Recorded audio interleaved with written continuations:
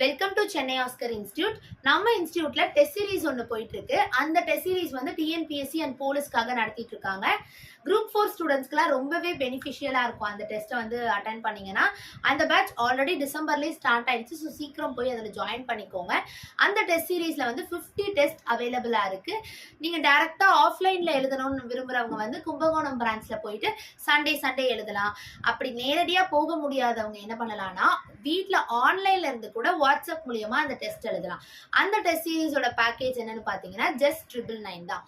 So இந்த test பேட்ச்ல நீங்க join பண்ணணும்னு நினைச்சீங்கன்னா இந்த நம்பருக்கு கால் பண்ணி ஜாயின் பண்ணிக்கோங்க. அது மட்டும் இல்லாம பொங்கலை முன்னிட்டு நம்ம இன்ஸ்டியூட்ல இருந்து வந்து நியூ பேட்சஸ் எல்லாம் ஸ்டார்ட் பண்ணிருக்காங்க. டிஎன்பிஎஸ்சி, எஸ்எஸ்சி, டிஎன்யூஎஸ்ஆர்பி, போலீஸ், அப்புறம் ரயில்வே எல்லாருக்காகவுமே நியூ பேட்சஸ் ஸ்டார்ட் பண்ணியிருக்காங்க. ஸோ அந்த பேட்சஸோட அட்மிஷன்ஸ் ஆல்ரெடி போயிட்டு இருக்கு. ஸ்டூடெண்ட்ஸ் எல்லாம் ஜாயின் பண்ணிட்டு இருக்காங்க. நீங்களும் வந்து அந்த பேட்ச்ல ஜாயின் பண்ணிக்கோங்க. 1 year வேலிடிட்டி அந்த பேட்சோட ஃபீஸ் என்னன்னு பார்த்தீங்கன்னா ஜஸ்ட் 14,000 தான். வீக்கெண்ட் கிளாஸஸ், வீக்லி கிளாஸஸ், ரெகுலரா morning, evening, afternoon, online classes எல்லா ஃபெசிலிட்டிஸுமே உங்களுக்கு அவங்க ப்ரொவைட் பண்ணுவாங்க. Book materials, test, weekly test provide பண்றது, டெஸ்ட் டிஸ்கஷன்ஸ் ப்ரொவைட் பண்றது எல்லாமே பண்ணுவாங்க. ஸோ சீக்கிரம் போய் அந்த பேட்ச்ல ஜாயின் பண்ணிக்கோங்க. அந்த பேட்ச்க்கு ஜாயின் பண்றதுல ஏதாவது டவுட்ஸ் இருந்தா டிஸ்கிரிப்ஷன்ல இருக்க நம்பருக்கோ இல்லை இங்க இருக்க நம்பருக்கு கால் பண்ணி தெரிஞ்சுக்கோங்க. ஓகே, இப்போ வீடியோக்குள்ள போகலாமா? இப்போ என்ன பார்க்க போறோம்னா the union and its territory. அதாவது the union and its territory பத்தி தான் பார்க்க போறோம். இது என்னன்னா நம்மளோட கான்ஸ்டிடியூஷன்ல வந்து 1915ல ஸ்டார்ட் பண்ணாங்க. கான்ஸ்டிடியூஷன் ஃபார்ம் ஆச்சு இல்லையா? அப்ப வந்து 22 parts, 8 schedules, 395 articles இருந்தது 1950ல. இப்போ வந்து 25 parts, 12 schedule, 448 articles as present இருக்கு. Okay, at presentல 25 parts, 12 schedule and then 448 article. இதுல first part என்னன்னா part 1. first partே வந்து இந்த யூனியன் அண்ட் இட்ஸ் டெரிட்டரி தான் first part. article 1ல இருந்து 4 வரைக்கும் இருக்கிற ஆர்டிகல் வந்து யூனியன் அண்ட் இட்ஸ் டெரிட்டரி பத்தி தான் சொல்லும். சரியா? ஃபர்ஸ்ட் பார்ட் இதுதான். இந்த யூனியன் அண்ட் இட்ஸ் டெரிட்டரி எதுக்காக இருக்குன்னா it provides organisation of state. அதாவது ஸ்டேட்டை வந்து எப்படி ஆர்கனைஸ் பண்ணணும், ஆர்கனைசேஷன் ஆஃப் ஸ்டேட் மட்டும் இல்ல, யூனியன் டெரிட்டரி, ஸ்டேட்ஸ் அண்ட் டெரிட்டரிஸை எப்படி ஆர்கனைஸ் பண்ணணும்ன்ற ப்ரொசீஜரை ப்ரொவைட் பண்றதே இந்த ஆர்டிகல் 1 to 4ல இருந்து தான் நம்ம தெரிஞ்சுக்கிறோம். எப்படி ஆர்கனைஸ் பண்ணும் ஸ்டேட்ஸ் அண்ட் யூனியன் டெரிட்டரிஸ் அப்படின்ற ப்ரொசீஜர்ஸை ப்ரொவைட் பண்றது இதுதான். ஆர்டிகல் 1ல இருந்து 4 வரைக்கும் இருக்கு. First part of the constitution the union and its territories. Okay, அடுத்தது என்னன்னா union of state and federation of ஸ்டேட்னா என்னன்னு பார்ப்போம். அதுக்கு முன்னாடி யூனியன் ஆஃப் இந்தியாக்கும் டெரிட்டரி ஆஃப் இந்தியாக்கும் என்ன டிஃபரன்ஸ்னு பாருங்க. Union of India, territory of India. Union of இந்தியானா என்னன்னா இதுல என்னென்னலாம் கம்ப்ரைஸ் ஆகும்னா ஸ்டேட்ஸ் இருக்கும், எல்லா ஸ்டேட்ஸுமே இருக்கும், எல்லா யூடிஸும் இருக்கும். ஓகேவா? இவங்க எல்லாம் என்ன பண்ணுவாங்க, இவங்களோட அட்மினிஸ்ட்ரேஷன், அதாவது ஃபினான்ஷியல், லெஜிஸ்லேட்டிவ் பவர்ஸ் எல்லாம் சென்ட்ரல் கூட ஷேர் பண்ணுவாங்க. States, it comprises states, union territories, administration, legislative power and then financial power, எல்லா பவர்ஸையுமே ஷேர்ஸ் வித் சென்ட்ரல் கூட ஷேர் பண்ணுவாங்க யூனியன் ஆஃப் இந்தியால. இங்க என்ன ஆகும்னா it also comprises states and territories comprise பண்ணுவாங்க. ஆனா ஆல்சோ இன்க்ளூட், இங்க என்னவும் இன்க்ளூட் ஆகும்னா அக்வயர் பண்ண டெரிட்டரிஸ், நம்ம அக்வயர்டு பண்ண டெரிட்டரிஸ்மே இங்க இன்க்ளூட் ஆகும்.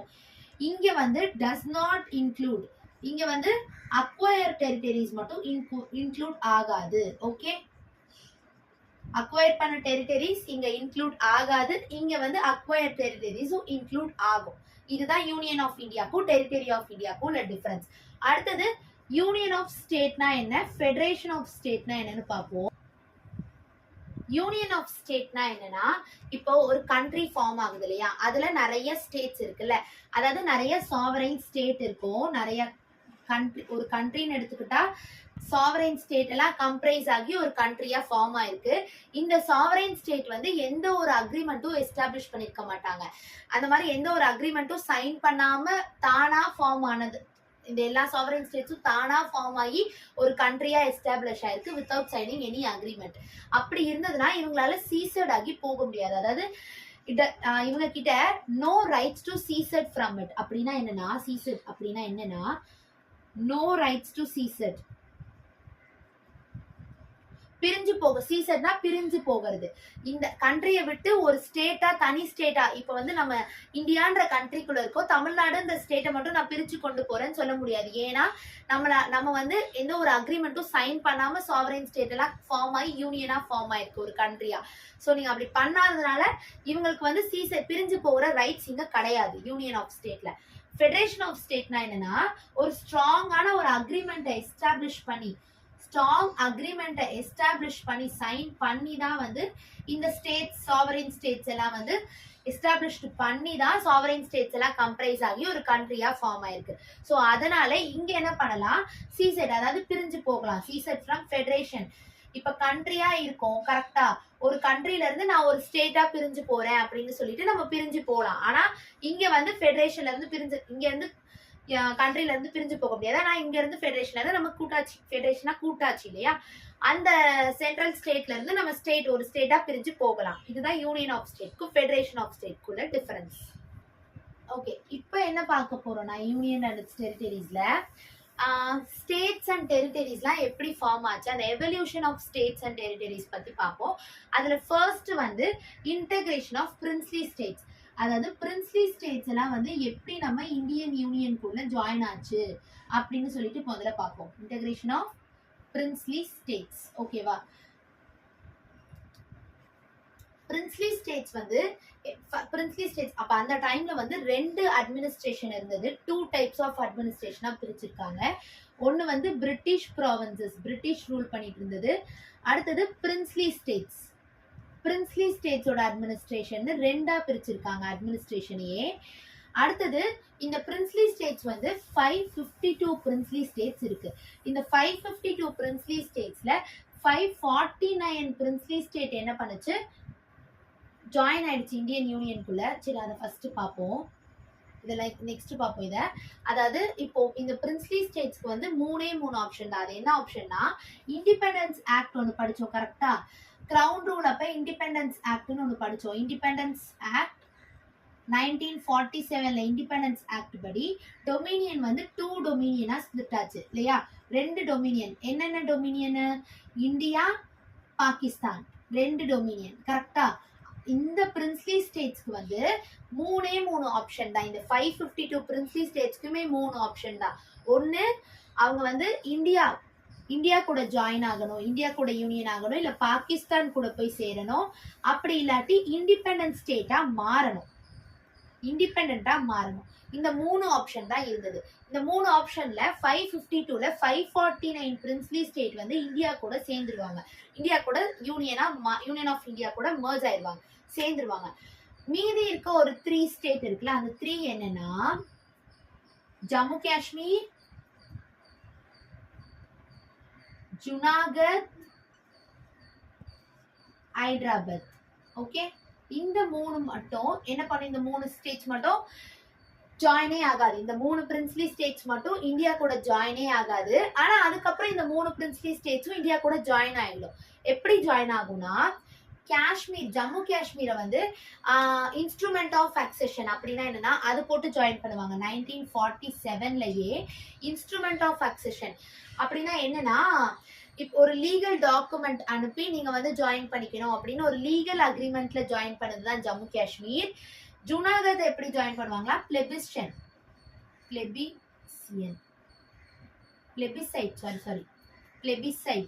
பிளெபிசைட் என்னன்னா மக்கள் ஓட் பண்ணி மக்கள் முடிவெடுத்து போய் சேர்ந்துறது. மக்களோட அந்த ஓட்டிங் ப்ரியாரிட்டி பார்ப்பாங்க, மக்கள் யாருக்கு ப்ரிஃபரன்ஸ் கொடுப்பாங்க, அதிக ப்ரிஃபரன்ஸ் எந்த எதுக்கு ப்ரிஃபர் பண்றாங்க மக்கள் அப்படின்னு மக்கள் கிட்ட கொடுத்து அந்த ஓட் பேசிஸ்ல போய் ஜுனாகத் அதுல பாக்குறப்ப ஜுனாகத் வந்து இந்தியா கூட சேர்ந்திருப்பாங்க. ஹைதராபாத் வந்து போலீஸ் ஆக்ஷன் எடுத்திருப்பாங்க 1949ல. அந்த போலீஸ் ஆக்ஷன் மூலியமா இந்தியா கூட சேர்ந்திருப்பாங்க. இந்த 1948லயே பிளெபிசிட் மூலியமா ஜுனாகத் வந்து இந்தியா கூட சேர்ந்திருக்கும். இது இப்படிதான் வந்து பிரின்ஸ்லி ஸ்டேட்ஸ் 552மே இந்தியா யூனியன் கூட சேர்ந்தது. ஓகேவா, ஓகே, கான்ஸ்டிடியூஷனை ஃப்ரேம் பண்ணாங்களா, the framers of Indian Constitution, அவங்க வந்து அட்மினிஸ்ட்ரேஷனை 4ஆ கிளாசிஃபை பண்ணாங்க. 4 யூனிட்ஸ் ஆஃப் அட்மினிஸ்ட்ரேஷன் அவங்க வந்து என்ன பண்ணாங்க, கிளாசிஃபை பண்ணிருப்பாங்க. Part A, part B, part C, part D, இப்படி 4 டைப்ஸ் ஆஃப் கிளாசிஃபிகேஷன் கொடுத்திருப்பாங்க ஃப்ரேமர்ஸ் ஆஃப் கான்ஸ்டிடியூஷன். பார்ட் ஏல என்ன சொல்லியிருப்பாங்கன்னா, பிரிட்டிஷ் ப்ராவின்சஸ் தான், ஆனா அண்டர் கவர்னர் ரூல் பண்ணிட்டு இருந்திருப்பாங்கல்ல, கவர்னர் ஜெனரல்ஸ் எல்லாம் ரூல் பண்ணாங்கல்ல, அவங்க பிரிட்டிஷ் ப்ராவின்சஸ்லயே கவர்னர் ரூல் பண்ணிட்டு இருந்த ஸ்டேட்ஸ் எல்லாம் பார்ட் ஏல வரணும் அப்படின்னு சொல்லிட்டு ஒரு 9 ஸ்டேட்ஸ் இங்க பிக்ஸ் பண்றாங்க. ஓகேவா, பார்ட் ஏல ஸ்பிளிட் பண்றாங்க 9 ஸ்டேட்ஸ். இதுல பிரிட்டிஷ் பிரசிடென்சிலேயே கவர்னர் ரூல் பண்ணிட்டு இருந்த ஸ்டேட்ஸ் எல்லாம். பார்ட் பில என்ன சொல்றாங்கன்னா, பிரின்ஸ்லி ஸ்டேட்ஸ்லாம் இருக்கும்ல, some princely states with legislationோட இருக்கிற princely states எல்லாம் வந்து பார்ட் பில செப்பரேட் பண்றாங்க. இதுல ஒரு 9 ஸ்டேட்ஸை செப்பரேட் பண்றாங்க. அடுத்தது பார்ட் சில என்ன பண்றாங்கன்னா, பிரசிடென்சி, அதாவது பிரிட்டிஷ் பிரசிடென்சிலேயே கவர்னர் ரூல் பண்ணாம சீஃப் கமிஷனர் ஆபீசர்ஸ் எல்லாம் இருக்காங்கல்ல, சீஃப் கமிஷனர்ஸ், அவங்க ரூல் பண்ணிட்டு இருக்க states and some princely states கூட, இத வந்து பார்ட் சில செப்பரேட் பண்றாங்க. இதுல எத்தனை ஸ்டேட்ஸ் இருக்கு அப்படின்னா 10 இருக்கும், 10 ஸ்டேட்ஸ் இருக்கு. ஓகேவா, அடுத்தது பார்ட் டில வந்து அந்தமான் அண்ட் நிக்கோபாரை மட்டும் தனியா பிரிக்கிறாங்க. அந்தமான் அண்ட் நிக்கோபார் ஐலாண்டை மட்டும் தனியா ஒரு ஸ்டேட்டா வைக்கிறாங்க. ஸோ அப்ப இது 1, அப்ப இது 9, 9, 18, 28, 29, டோட்டலா 29 ஸ்டேட் இந்த 4 பார்ட்டா 4 யூனிட்ஸ் ஆஃப் அட்மினிஸ்ட்ரேஷனா ஃப்ரேமர்ஸ் ஆஃப் கான்ஸ்டிடியூஷன் பிரிக்கிறாங்க. ஓகே ஓகே, இந்த ஸ்டேட் ரீஆர்கனைசேஷன்லயே நிறைய கமிஷன்ஸ் எல்லாம் ஃபார்ம் ஆகுது. அந்த கமிஷன்லாம் என்ன ரிப்போர்ட் சப்மிட் பண்ணுது அதெல்லாம் பேஸ் பண்ணி அவங்க நிறைய ரிசர்ச் எல்லாம் பண்ணி ரிப்போர்ட்லாம் சப்மிட் பண்ணுவாங்க. நிறைய கமிஷன்ஸ் இருந்தது. அதுல வந்து கவர்மெண்ட் என்ன பண்ணுது, ஜூன் 1948ல கவர்மெண்ட் என்ன பண்ணுது, linguistic provinces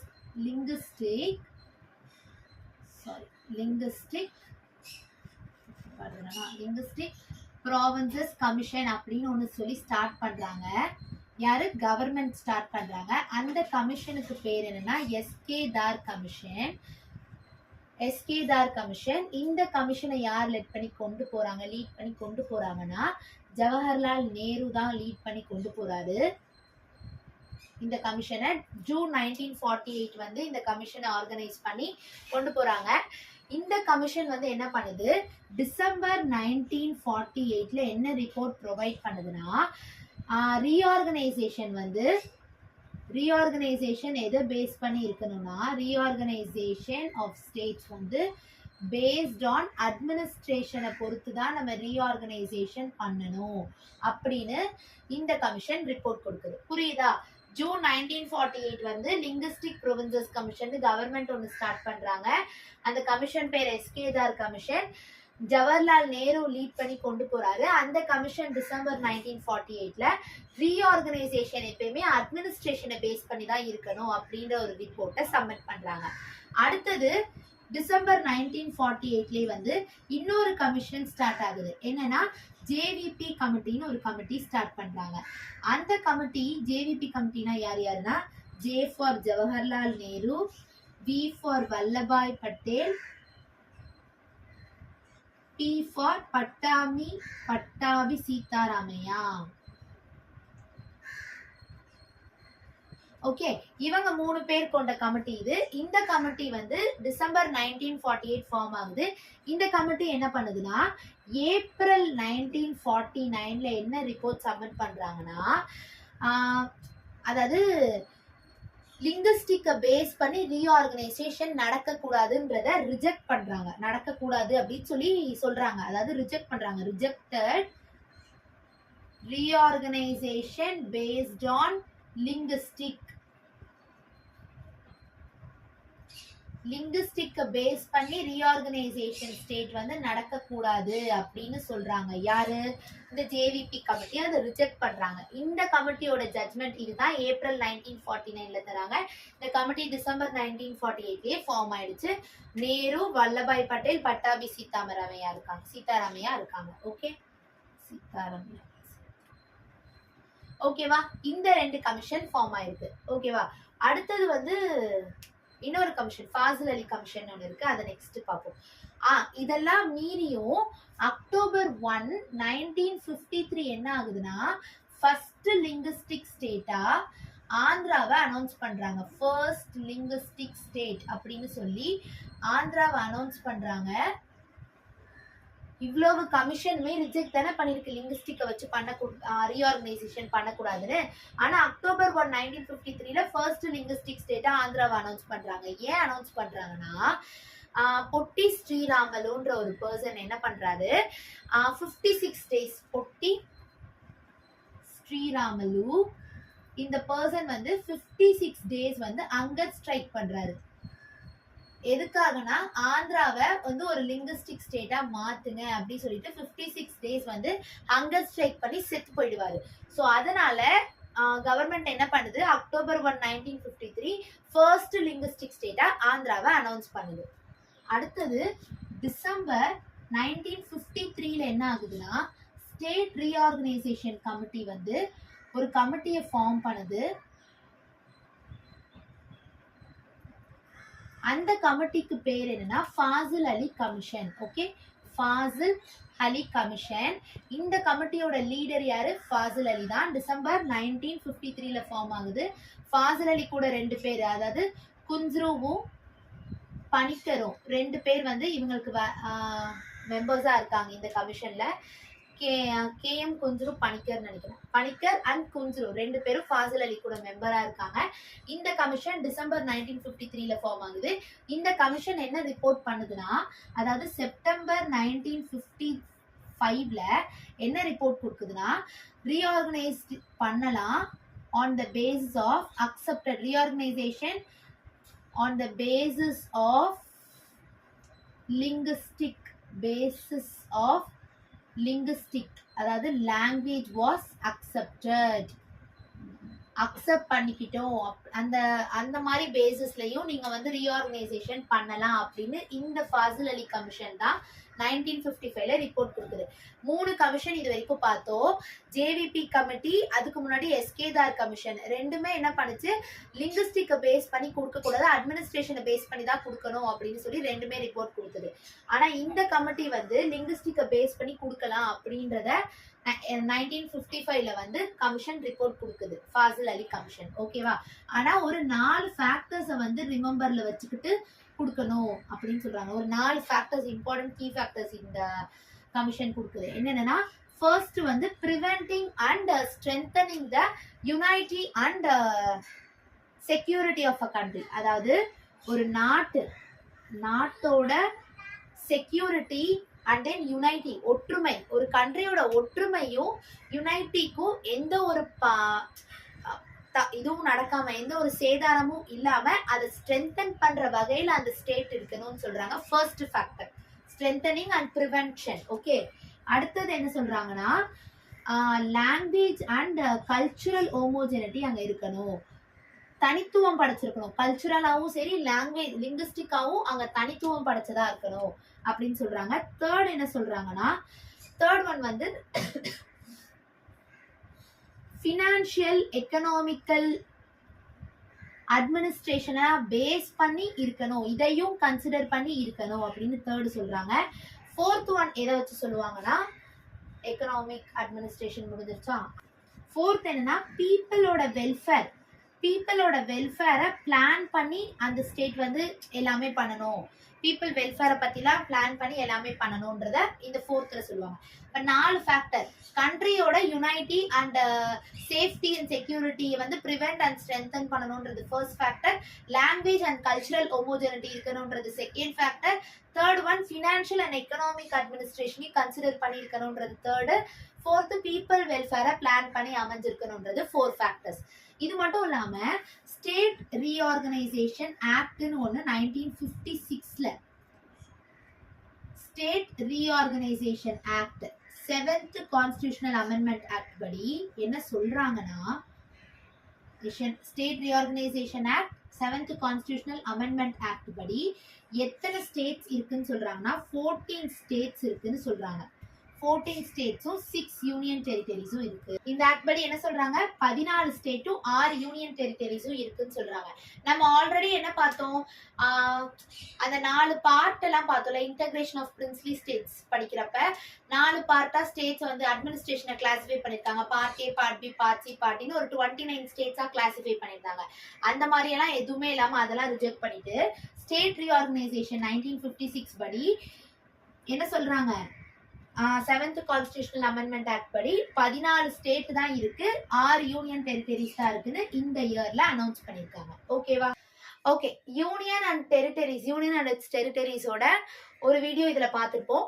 next union and டெரிட்டரிஸ்ல ஆர்டிகல்ஸ் எல்லாம் இருக்கு இல்லையா, அந்த ஆர்டிகல்ஸ் அப்புறம் எந்தெந்த இயர்ல எந்தெந்த ஸ்டேட்ஸ் அண்ட் டெரிட்டரிஸ் எல்லாம் வந்து ரீஆர்கனைஸ் ஆச்சு, அந்த மாதிரியெல்லாம் நம்ம நெக்ஸ்ட் பார்ட்ல பார்க்கலாம். ஓகேவா? தேங்க்யூ.